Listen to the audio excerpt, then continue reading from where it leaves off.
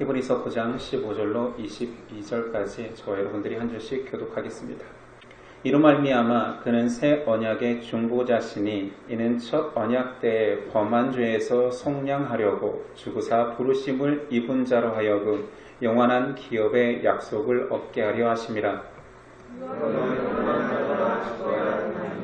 유언은 그 사람이 죽은 후에야 유효한즉 유언한 자가 살아있는 동안에는 효력이 없느니라. 모세가 율법대로 모든 계명을 온 백성에게 말한 후에 송아지와 염소의 피 및 물과 붉은 양털과 우슬초를 취하여 그 두루마리와 온 백성에게 뿌리며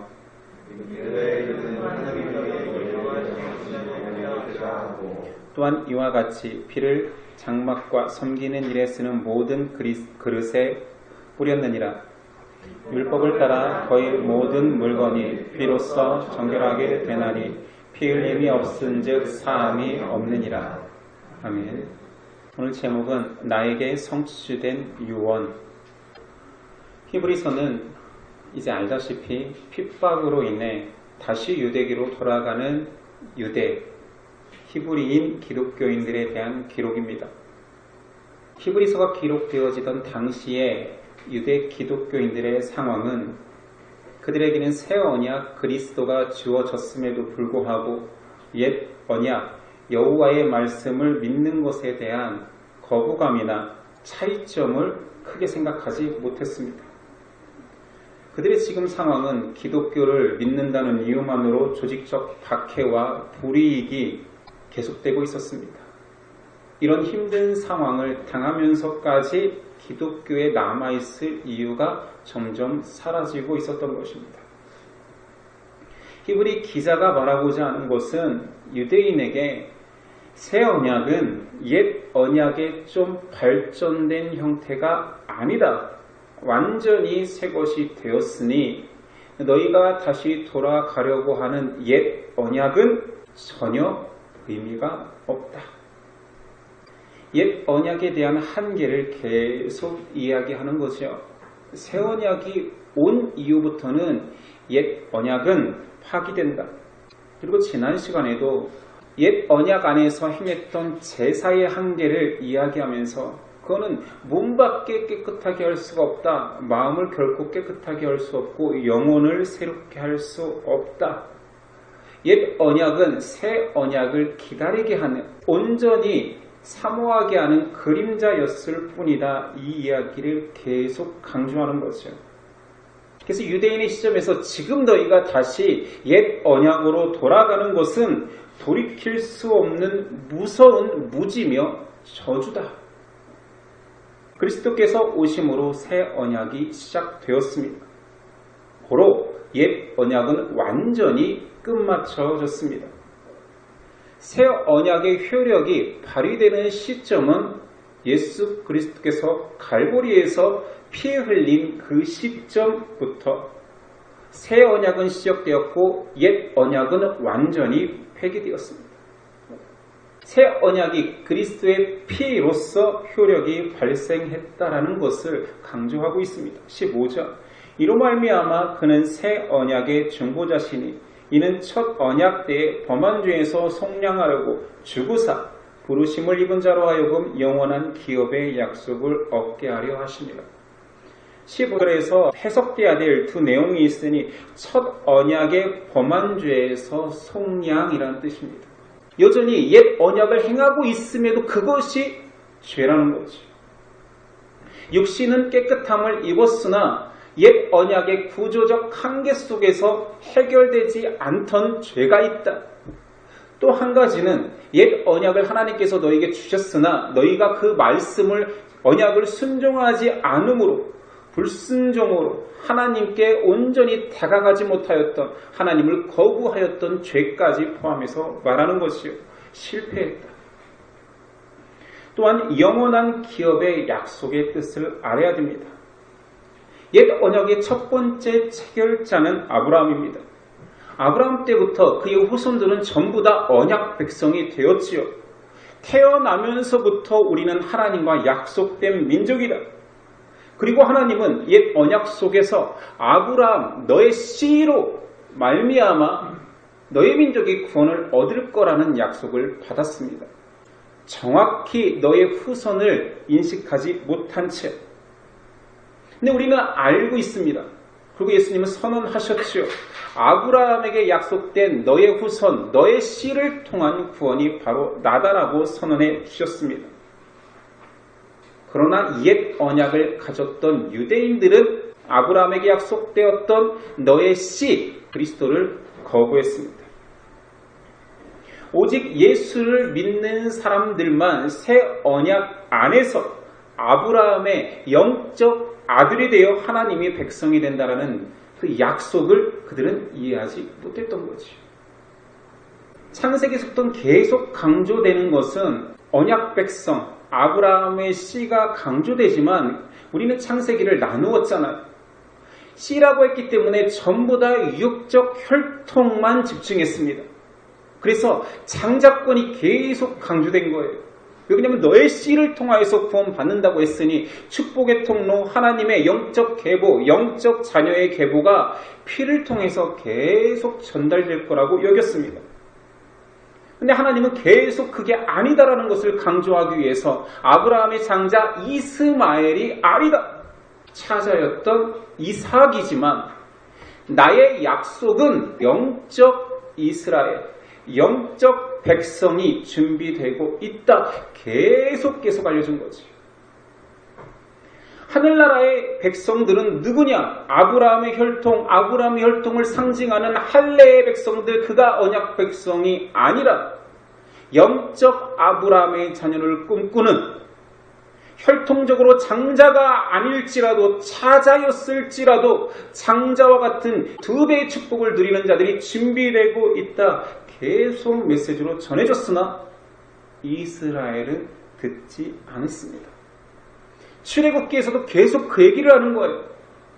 약속의 땅으로 들어가라. 가나안 땅이 준비되어 있다. 이 가나안 땅은 영원한 하나님의 나라가 아니었습니다. 그림자였을 뿐이지요. 그러나 존재한다. 내가 만든 내 백성이 거할 곳이 있다. 그곳을 사모해라. 몸을 가지고 육신을 가지고 싸워서 가나안에 들어간 자들이 하나님의 백성이 아니었죠. 그림자였을 뿐입니다. 영적 이스라엘이 이 가나안과 같은 하나님 나라가 준비된 곳에 들어갈 것이다. 영적 이스라엘이 있다. 가나안은 하나님의 영원한 하나님 나라의 실체를 보여주는 그림자였습니다. 가나안을 꿈꾸는 모든 사람들의 영적 가나안이 있다는 거지요.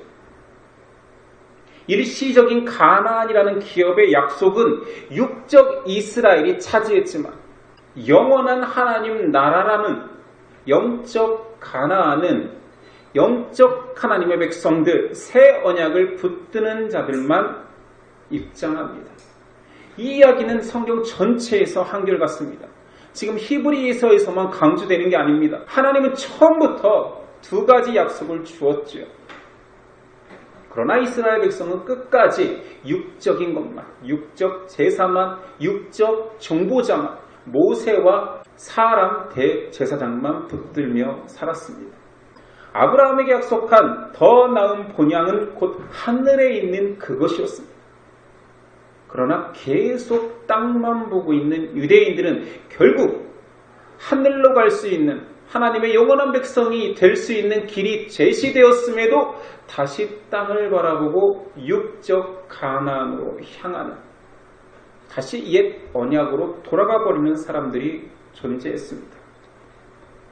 우리가 자꾸 시공간적으로 한계를 가지고 있기 때문에 옛 언약의 백성들은 옛 언약으로 구원받았을 거라 착각합니다. 예수님이 오시기 전, 새 언약이 선포되기 전에 백성들은 그래도 옛 언약 아래에 있었으니 그 율법과 제사를 통하여서 구원받았겠지라고 계속 한계적으로 착각하는 거죠. 아닙니다. 아브라함 때부터 지금까지 모든 백성은 새 언약 그리스도만으로 구원을 받습니다. 가나안을 꿈꾸었던 사람들조차도 실제로 육신을 가지고 싸워서 가나안에 들어갔던 자들, 여호수아 자체도 영적 가나안을 꿈꾸는 그 믿음 안에서 아브라함의 약속된 씨 그리스도 안에서 구원을 얻은 것입니다. 만약 구약의 가나안이 진실로 하나님의 땅이었다라면 지금도 아브라함의 후손은 가나안 땅을 차지하고 있어야 됩니다. 그렇죠? 그러나 그것은 예표였을 뿐입니다. 옛 언약은 새 언약 그리스도로만 완성됩니다. 하나님은 이 모든 원리를 창세기 때부터 처음부터 완벽하게 계획하셨지요. 새 언약은 그리스도의 십자가에서 흘린 피, 죽음과 함께 시작되었습니다. 이 피, 죽음을 하나님의 약속인 언약의 피가 필요함을 역설하기 위해서 오늘 예로 든 내용이 바로 유언이라는 예시입니다. 유언이라는 거 사람이 죽기 전에 작성하는 거잖아요. 그 유언은 죽은 이후에만 효력이 발휘됩니다. 16절이야. 유언은 유언한 자가 죽어야 되나니 유언은 그 사람이 죽은 후에야 유효한즉 유언한 자가 살아있는 동안에는 효력이 없느니라. 유언이 작동되려면 너무나 당연히 유언을 작성한 자의 죽음을 필요로 합니다. 죽음이 없으면 유언은 발휘되지 않습니다. 하나님의 약속은 옛 언약도 새 언약도 굉장히 독특하게 언약의 피를 필요로 합니다. 죽음을 요구하는 피가 없으면 언약이 성취되지 않았습니다. 결국 사람의 구원을 위해서는 그리스도의 죽음이 필수적이 되는 거죠. 만약에 예수 그리스도께서 죽지 않았더라면 그 유언은 하나님의 약속은 효력을 발휘할 수 없습니다. 유언을 직접 계획하고 작성한 자의 죽음 이후에야 그 유언대로 모든 일들이 이루어지는 거지요. 우리 인간사에서 작동하는 유언의 원리와 너무 똑같습니다. 사람의 죄를 위하여서는 동물의 생명, 피가 필요하다. 그러나 그것은 제한적이었지요. 영원하고 영속할 수 있는 새 언약의 제물로 그리스도께서 오셨습니다. 이 또한 이 언약의 성취를 위한 죽음을 필요로 함을 강조합니다. 결국 사람의 구원을 위해서는 누군가의 완벽한 제물이 된 죽음을 필요로 합니다. 필수적이죠. 이것을 강조하기 위해서 옛 언약도 그러했음을 계속 말한 것입니다. 18절. 이러므로 첫 언약도 피 없이 세운 것이 아니니. 알다시피 동물의 피는 한계적이었습니다. 그러나 그 한계 속에서라도 강조하고 싶었던 것은 피로써 완성된다. 왜 그럴까요? 우리가 종국적으로 이루고자 하는 약속의 끝에는 하나님이 계십니다. 하나님과의 만남, 화해가 우리의 구원이잖아요. 근데 그 화해의 해결점 속에 왜 피를 넣었냐라는 거예요.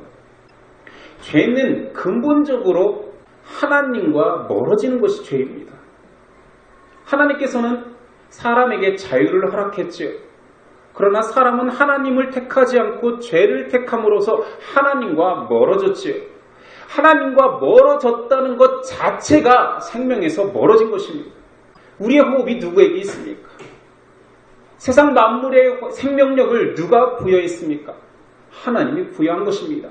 그러니 죄로 하나님과 멀어졌다는 것은 생명으로부터 멀어진 것을 말합니다. 고로 죄를 해결하기 위해서는 죄의 속성인 생명에서 벗어난 그 행위들을 생명으로만 속할 수 있게 하나님이 정하신 것입니다. 죄 사함의 대가는 생명입니다.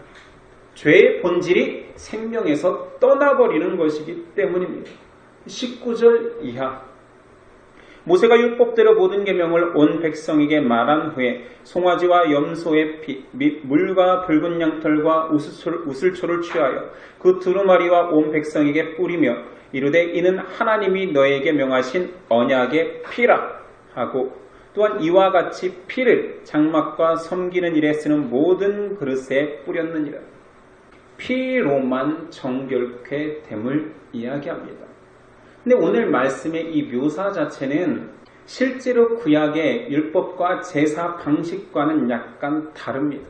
성경을 좀 아는 사람, 읽어본 사람들은 이렇게 하지 않는데, 사람이 재물을 가져와서 우슬초로 찍어서 뿌리지 않는데 이것은 무엇일까? 왜 이렇게 틀렸을까 하는데, 이것은 사람이 드리는 제사와 그릇과 기물과 이런 정결례를 통합하여서 의미만을 묘사했기 때문에 좀 섞인 것 같습니다. 틀렸다라고 보기에는 의식을 종합하여서 영적 의미를 묘사한 것 같습니다. 구약이 실제로 이렇게 제사하지는 않거든요. 여기서 강조하고 싶은 것은 제사의 방식이 아니라 여기서 강조되는 주제점이 피이기 때문입니다. 피가 아니고서는 사람도 거룩한 물건도 될 수 없음을 강조하는 거지요. 새 언약 예수 그리스도를 통한 언약의 피만이 우리를 정결케 합니다. 그러니 예수 그리스도만이 유일한 구원자 길이 되는 거예요. 세상 어떤 하나님의 중보자를 자청하는 사람들도 그 피로 죄사함을 이루었다라고 말하지 않습니다. 단순히 진리를 깨닫게 했다, 하나님께 도달하는 길이 있다라고 말하는 많은 구약 성경을 가지고 이것이 진리라고 말하는 많은 종교들, 우리도 구약 백성이다, 하나님을 붙들고 있다라고 하는데 그들이 섬기는 종교가 결코 진리일 수 없는 이유는 바로 이 언약의 피, 정확한 중보자 그리스도 한 분밖에 없기 때문이죠. 예수님은 직접 자신이 언약의 피였다. 구약을 완성하는 자, 새 언약이 나다라는 것을 증언하기 위해서 직접 말씀하시기를 마태복음 26장 28절 이것은 죄 사함을 얻게 하려고 많은 사람을 위하여 흘리는 바 나의 피 곧 언약의 피니라. 그래서 우리는 그것을 기념하기 위해서 예수님의 이 말씀을 붙들어 성찬식을 행하는 거죠. 직접 예수님의 피를 마실 수 없기에 영적 예수 그리스도의 피인 성찬의 잔을 마시는 것입니다. 모세가 시내의 산에서 피의 언약을 받았고, 그러나 그것은 한계적이었지만 예수 그리스도 진정한 언약의 성취자인 그리스도의 피를 사모하기에는 충분했습니다. 이제는 새 언약으로 그 피 언약은 갱신되었습니다. 더 이상 동물 제사가 필요 없습니다. 아담의 최초의 죄를 범하였지만 아담의 속함은 아담의 수치를 가려준 동물의 가죽에서 등장합니다. 최초의 피 언약의 그림자라고 여기기 때문에 원시복음이라고 하는데 그 가죽은 피로서만 수치가 가려진다라는 피 언약을 이야기하고 있지요. 아브라함이 하나님과 맺은 쪼갠 고기 사이로 횃불 언약을 했던 그 쪼갠 고기는 무엇입니까? 왜 새를 쪼개서 피를 완전히 흘려버리고 언약을 체결해야 됩니까? 피 언약이 필요하다라는 거였습니다. 모세를 통하여 주신 그 많은 희생 제물들은 전부 다 피 언약을 통하여서 너의 죄는 속함받을 것이다. 그리고 이 모든 것들은 누구로 향하고 있는지, 새 언약은 어떻게 완성되고 그 완성시킨 분이 누구인지를 계속 증거하고 있는 거죠. 22절 율법을 따라 거의 모든 물건이 피로써 정결하게 되나니 피 흘림이 없은즉 사함이 없느니라. 유대인들은 계속 오해했어요. 구약의 제사 방식은 그냥 내가 하나님께 나가거나 내 죄를 사하는 죄의 의식으로만 여긴 거예요. 이것을 행하면 그렇지 죄가 사해지지. 그러나 하나님이 원하시는 것은 그런 방식을 통하여서 완벽한 제물이 온다, 완벽한 중보자가 온다라는 메시지였는데 그들은 그 제의에만 붙들려 있었던 것입니다. 옛 언약의 방식으로도 충분히 하나님의 백성이 될 수 있다라고, 그 그림자를 가지고도 실체를 만날 수 있는 것처럼 계속 믿었고 핍박이 오니 다시 옛 그림자로 돌아갈 수 있는 무서운 죄를 저지른 거지. 예수님이 오셨습니다. 새 언약이 이루어졌습니다. 그리고 구약의 모든 말씀을 해석하고 완성해 버렸습니다. 예수님이 선언하는 그 순간 다 이루어진 거지요. 이것은 죄사함을 얻게 하려고 많은 사람을 위하여 흘린 바 나의 피 곧 언약의 피니라. 갈보리 언덕에서 그 피는 흘려졌습니다. 우리는 피 언약이 필요한 이유를 앞에서도 언급했죠. 우리가 죄를 택함으로 인하여서 죽을 수밖에 없는 우리가 다시 생명으로 나아가기 위해서는 생명을 담보로만 대속 제물을 사용하고서야만 내가 다시 생명을 얻을 수 있다는 것을, 그것이 죄의 본질임을 알았습니다. 그런 우리를 위하여서 하나님은 나는 죄인인 너를 그래도 구원하겠다라고 정했습니다. 그리고 길을 만드셨죠. 완벽한 속함의 제물과 증거자를 준비시키셨지요. 죄의 대가는 생명이니 영원한 생명을 준비하겠다. 영원한 생명을 희생시키겠다. 피의 제물을 내가 직접 준비하겠다. 하나님은 그렇게 계획하신 것입니다. 죄사함에는 피 흘림이 필요합니다. 죄를 떨치는 데는 너무나 값비싼 대가를 필요로 합니다. 이스라엘은 죄의 무서움을 알았기에 짐승을 잡아 생명을 취하여 속죄제를 드렸습니다. 그러나 그들은 하나만 알고 진정한 두 번째 의미를 몰랐던 것이요. 짐승으로는 불가한 것입니다. 우리의 죄의 크기는 짐승 한 마리 죽이고 구원받을 수 있는 죄가 아니었습니다. 온 인류의 죄 사함을 위해서 그래서 그리스도가 올 수밖에 없었고 흠없고 티 없는 어린 양 예수가 필요했습니다. 이것이 죄를 택한 사람을 구원하기 위한 하나님의 사랑과 공의의 원칙입니다. 이 원칙 아래에서 그리스도는 희생되어야만 했습니다. 그리스도의 희생은 결코 다른 길이 없는 불가피한 조치입니다. 사람을 만드는 시점부터 완벽한 하나님의 자녀로 살기 위한 하나님의 계획 속에 죄라는 더러운 것을 속해버리기 위한 완벽한 계획 속에 피 언약, 그리스도의 피는 필수 불가결이었습니다. 18절 이러므로 첫 언약도 피 없이 세운 것이 아니니 모든 언약은 피를 전제로 하나님이 계획하셨습니다. 피로만 사하겠다. 사람이 유일하게 죄로부터 자유하게 되는 길을 무지한 사람은 죄를 멀리하거나 죄를 피하거나 더 이상 죄를 짓지 않는 내가 되면 가능할 거라고 착각하지요. 그 착각을 깨부순 사람이 말씀으로 기록한 사람이 바로 바울로 로마서에 기록하기를 의인은 없나니 결코 없다 하나도 없다.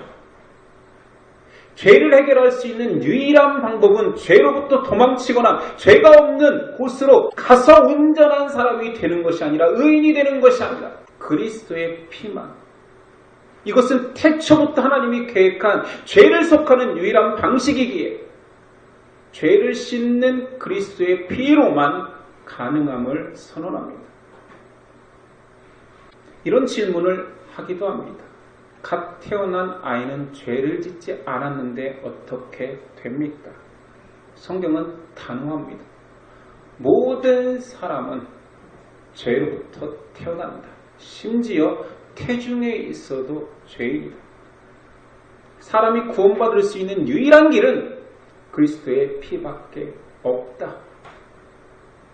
그러나 신비의 영역이 있으니 태아라 할지라도 갓 태어난 아이라 할지라도 그리스도를 주라 고백하는 그 심령이 된지 안 됐는지는 우리가 확인할 길이 없으니 모를 뿐입니다. 분명한 것은 그리스도의 피밖에 구원이 없습니다. 본질상 모든 사람은 존재 자체가 죄며 본질상 마귀의 자녀, 불순종의 자녀입니다. 구원을 위해서는 모든 사람이 죄의 문제를 해결해야 하며 죄의 유일한 해결 방식은 그리스도의 피밖에 없습니다. 하나님의 구원 방식이 두렵고 떨리는 무서운 생명을 희생제사로 드리는 이 방법밖에 없다 하니 쉬운 방법은 아니지요. 편안하게 인정하고 받아들일 수 있는 방법은 아닙니다. 그러니 믿는다, 믿음이 생긴다라는 것은 결코 쉬운 것이 아닙니다. 너무 어렵죠. 그 내용을 속속들이 안다라는 것은 굉장히 두렵고 떨리는 일입니다. 때로는 피의 희생이 있기 때문에 혐오스럽다 느낄 수도 있죠. 그 혐오는 장엄함 속의 혐오입니다. 생명은 생명으로만 대속받습니다. 이 계획은 하나님이 태초부터 계획한 것이기에 그 하나님의 계획을 알면 알수록 창조주와 피조물의 차이를 극명하게 느끼게 됩니다. 여러분들의 하나님을 향한 묵상이 그분은 나의 주인, 나는 종, 그분은 나를 만드신 분, 그분은 나의 창조주, 나는 그의 피조물, 이 정도로만 고백한다라면 진짜 하나님의 크심을 고백하기는 어려울 것입니다. 하나님이 나 한 사람을 구원하기 위해서 계획하신 계획의 놀라움을 묵상하지 않는다라면 단순히 내가 구원받았습니다 고백하는 것만이 아닌 그 구원받음을 위해서 하나님이 하신 일, 하나님의 성실하신 계획하심을 아는 것은 전혀 다른 문제입니다. 역시 하나님의 계획을 알 때야지만이 하나님은 하나님일 수밖에 없고 나는 그의 피조물일 수밖에 없는 것이지요. 역시 그분은 나의 왕일 수밖에 없고 나는 내 모든 생애를 통하여서 찬양할 수밖에 없는 분임을 고백하게 되는 것입니다. 자, 하나님의 계획만 우리에게 있는 것이 아니라 그 하나님의 계획을 순종한 그리스도가 또 있습니다. 예수님은 하나님과 삼위일체 하나님 동등 되신 분입니다. 그러면 그 태초의 구원 계획 속에 예수 그리스도께서 참여하셨다는 거지요. 너무나 잘 그 계획을 아시는 그분이 십자가를 질 때 자청한 것입니다. 예수님은 로마 군인의 억지로 끌려 십자가를 진 것이 아닙니다. 베드로가 말린다고 해서 흔들릴 수 있는 발걸음이 아니었습니다. 처음부터 자신이 그 일을 감당하겠다라고 작정하고 사람을 지은 것입니다. 예수님은 우리와의 완전한 회복, 완전한 형제됨을 위하여서 기꺼이 고난의 길을 감수하고 십자가의 길을 택하신 것입니다. 이 모든 계획 속에서의 하나님과 이 모든 계획을 누리는 나를 비교해 봅시다. 이게 신앙입니다. 이게 경건입니다. 도덕적으로 사는 것이 경건이 아니라 하나님이 하신 일을 알고 그 놀라운 일 속에 들어가 버린 나를 내 지금 상황을 아는 것이 경건입니다. 우리를 위하여서 하나님이 행하신 계획하신 실제로 실행하신 구원의 자기 희생과 사랑을 보십시오. 이것을 마주하십시오. 그리고 여기 구원을 그 놀라운 은혜를 값없이 받고 있는 나를 보십시오. 그것이 경건입니다. 내 구원이 어떻게 이루어졌는지 하나님이 태초부터 새말까지 얼마나 섬세하게 그리고 얼마나 끊임없이 우리를 붙들고 그 구원을 완성해 가시는지 그리고 아무 자격 없는 내가 그 구원의 여정 속에 참여하고 있는지 그것을 정확하게 인식하는 것이 경건입니다. 그리스도는 우리에게 생명과 기업과 영광을 유언장에 쓰고 그 유언이 우리에게 이루어질 수 있도록 본인이 죽어버렸습니다. 내가 죽으면 너는 살리라. 내가 십자가의 피로 너를 씻으면 너는 너의 모든 죄는 영원히 사함 받으리라. 유언장에 그렇게 기록한 것입니다. 우리를 만들 때 내 생명을 대속하여서 살릴 존재로 만든 것입니다. 하나님은 흙으로 사람을 빚고 그 코에 생기를 넣어서 그냥 편안하게 사람을 만든 것이 아닙니다. 새 언약의 피를 무시하고 다시 짐승의 피로 돌아가는 유대인은 그리스도의 피가 그를 살리려 했는데 땅바닥에 그냥 흘려버린 것입니다. 우리가 그리스도의 피의 공로를 망각하며 사는 영적 떠나버린 유대인이 될 수도 있습니다. 그래서 히브리서는 당시 유대인에게만 쓴 편지가 아니라 바로 우리에게 더 중요한 편지가 되는 것입니다. 너는 그 피로 살아가고 있는가 묻는 것이지요. 우리 그 공로의 피를 받읍시다. 우리가 할 수 있는 것은 자랑하고 기뻐하는 것 뿐이며 묵상하고 찬양하는 것 뿐입니다. 이것밖에 할 수 없지만, 이것밖에 드리지 못하지만 하나님은 그것을 기뻐합니다. 도대체 이분은 어떤 분인가요? 이번 한 주간을 살면서 이것밖에 드릴 수 없는 우리가 이것을 드릴 때 기뻐하시는 우리 아버지 하나님을 경험하는 한 주 되었으면 좋겠습니다. 기도하겠습니다. 왜요? 왜 우리 같은 자를 위하여서 그렇게까지 구원 계획을 세우셨고, 왜 그리스도는 죽는 방법밖에 우리를 살릴 방법이 없었습니까? 감히 우리가 의문을 제시할 자격은 못 되지만 너무 큰 은혜이기에 자꾸 의문이 듭니다. 진정 나를 살리기 위하여서 천지 만물보다 크신 창조주가 죽임을 당하야만 했습니까? 우리는 이 계획을 듣고 있고 배우고 있지만 이해하기는 어렵습니다. 그러나 마지막 날 그리스도를 뵙는다라면, 마지막 날 나를 안아주실 하나님을 본다라면 이해하려 했던 그 모든 것들이 풀릴 것입니다. 손과 손을 마주하고 눈과 눈을 맞추며 당신을 노래하며 찬양할 때에 다 이해되는 날이, 내 전부가 이해하는 날이 올 것입니다. 그날까지 너무 큰 은혜로 대속받은 나임을, 너무 큰 은혜로 나를 사랑해 주신 하나님임을 고백하며 살 수 있는 우리 되도록 도와주옵소서. 우리를 바라보기보다 우리를 사랑하신 하나님, 나의 처지를 바라보기보다 날 위해서라면 모든 것을 주었던 그리스도를 바라보는 인생 되도록 도와주옵소서. 지금도 우리를 여전히 사랑하시는 예수 그리스도의 이름으로 기도드립니다. 아멘.